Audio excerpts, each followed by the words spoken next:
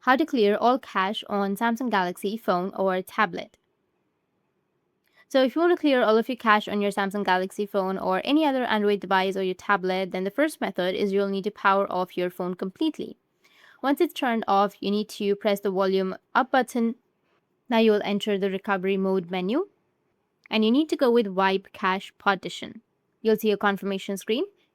Use the volume buttons to highlight yes and press the power button to confirm. Once the process is complete, highlight reboot system now and press power to restart your phone. Now the second method is you need to open up your settings. From settings, you need to scroll down a bit and then you'll find the apps section. Tap on apps and from here you need to go with manage apps. And from manage apps, you need to scroll down a bit and select the application of which you would like to clear all of your cache. Then go with clear data, which will be on the bottom, and then tap on clear cache. Tap on OK, and that's it. You need to do this for all of the applications on your device. So that's it. And if you have any questions, feel free to comment below. Thanks for watching.